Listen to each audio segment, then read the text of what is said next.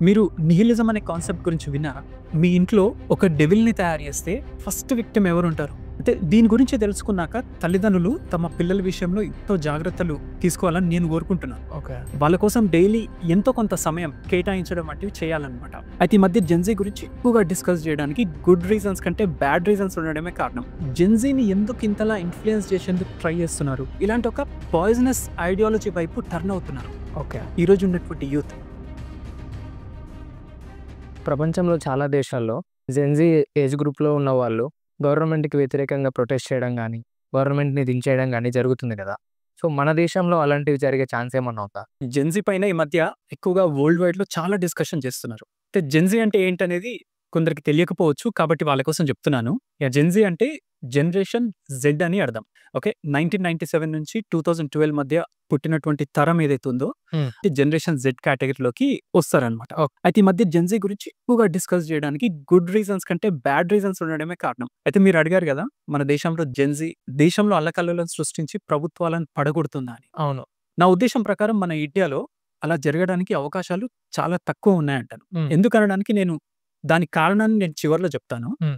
దానికి ముందు ఒక ఇంపార్టెంట్ అంశం గురించి మనం మాట్లాడుకోవాలిప్పుడు. అదేంటంటే మీరు ఈ మధ్య చూసారు గదా! మన దేశంలో పొలిటికల్ లీడర్స్ జెన్‌జీ యూత్‌ని రెచ్చగొట్టే ప్రయత్నం చాలా చేస్తున్నారు. అవును. మన పక్కన ఉన్నటువంటి శ్రీలంక, బంగ్లాదేశ్, పాకిస్తాన్, ఇంకా నేపాల్ దేశాల్లో గవర్నమెంట్స్‌కి వ్యతిరేకంగా యూత్ ప్రొటెస్ట్‌లు చేయడము, అవి కాస్త వయలెంట్‌గా మారడము, తర్వాత ఆ దేశాల్లో లీడర్స్ దేశాన్ని వదిలి పారిపోవడం వంటివి జరుగుతాయి. సేమ్ అలాగే ఇండియాలో ఉన్న యూత్ కూడా చేస్తారనే ఆశతో కొంతమంది పొలిటీషియన్స్ చాలా రకాలుగా ప్రయత్నం చేస్తున్నారు. ఇంకా చాలా రెచ్చగొడుతున్నారు యూత్‌ని. హ్మ్. అయితే జెన్‌జీని ఎందుకు ఇంతలా ఇన్‌ఫ్లుయెన్స్ చేసేందుకు ట్రై చేస్తున్నారు? పర్టిక్యులర్‌గా జెన్‌జీని ఒక పాన్‌గా అంటే కట్టప్పలాగా వాడుకోవడం అన్నమాట. పాన్ అంటే తెలుసు కదా! యాహ్! సో, కట్టప్పలాగా వాడుకోవాలని చూస్తున్నారనేది ఒకసారి మనం అనలైజ్ చేద్దాం. ఓకే. మీకు తెలుసు కదా! జెన్‌జీ అనేది డిజిటల్ యుగంలో పుట్టినటువంటి తరం. వాళ్ళు పుట్టిన నాటి నుండి mobile phones, televisions, internet, online gaming, digital apps వీటిని వాడడం ప్రారంభించిందన్నమాట. వీటిపైన ఎక్కువగా సమయం గడుపుతున్నారు కూడా వాళ్ళు. హ్మ్. ఈరోజు డిజిటల్లీ చాలా ఎడ్యుకేట్ అయ్యి ఉన్నారు జెన్‌జీ.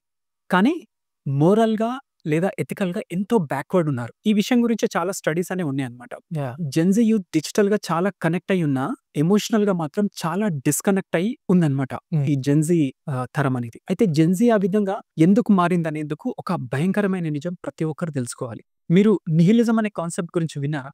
అంటే దీని గురించి తెలుసుకున్నాక తల్లిదండ్రులు తమ పిల్లల విషయంలో ఎంతో జాగ్రత్తలు తీసుకోవాలని నేను కోరుకుంటున్నాను. ఓకే. వాళ్ళ కోసం డైలీ ఎంతో కొంత సమయం కేటాయించడం వంటివి చేయాలన్నమాట.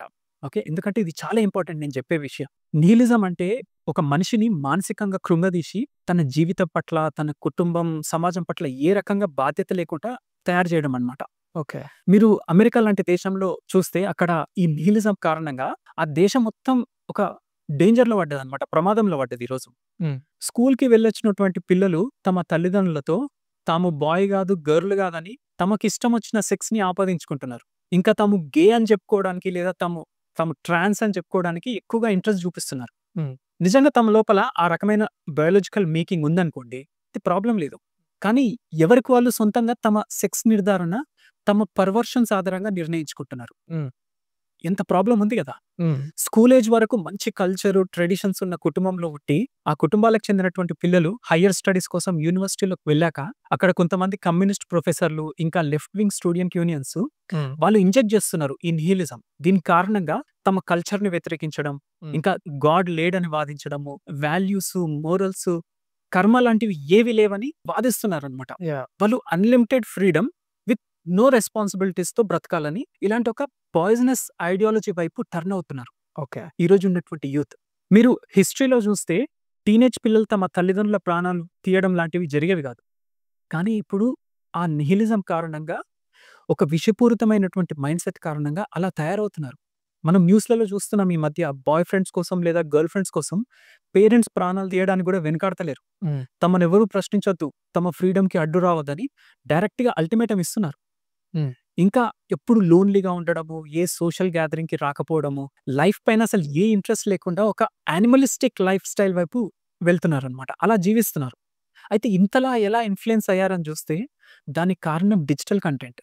డిజిటల్ ఎడ్యుకేషన్ ఆ విధంగా వారిని మార్చేసింది. కాబట్టి ఈ జెన్‌జీ అనేది ఒక లక్ష్యం లేని జనరేషన్ అని, ఇంకా నీతి నియమాలు లేని ఒక డైరెక్షన్ లేని జనరేషన్ అని చాలా దేశాల్లో జెన్‌జీని రెచ్చగొట్టి వారి చేత తమ పొలిటికల్ యాంబిషన్స్ ఏవైతే ఉన్నాయో వాటిని ఫుల్‌ఫిల్ చేసుకుందామని చూస్తున్నారు. హ్మ్. మన దేశంలో కూడా పొలిటీషియన్స్ నిజానికి ఆ రకమైనటువంటి ప్రయత్నాలు చేస్తున్నారు. అయితే మరి ఇతర దేశాల్లో చేసినట్లు మన దేశంలో ఎనార్కీ సృష్టించి లేదా వయలెన్స్ క్రియేట్ చేసి గవర్నమెంట్‌ని పడగొట్టడం లాంటిది జెన్‌జీ చేస్తుందా అంటే మన దేశంలో అది సాధ్యం కాకపోవచ్చు. హ్మ్. కాదనే చెప్తాను నేను.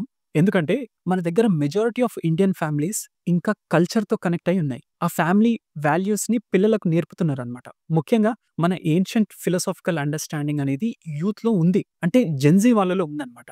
డిజిటల్‌గా ఇంకా సినిమాల రూపంలో మన రామాయణం, మహాభారతం వంటి ఎపిక్ స్టోరీస్ చూడడం వల్ల వాళ్ళు ధార్మికతను కొంతమేర అర్థం చేసుకోగలిగారు. శ్రీరాముడి పట్ల భక్తి, ఇంకా దేశం పట్ల ఒక భక్తి అనే దృక్పథం అనేది ఇంకా ఉంది ఇండియన్ యూత్‌లో.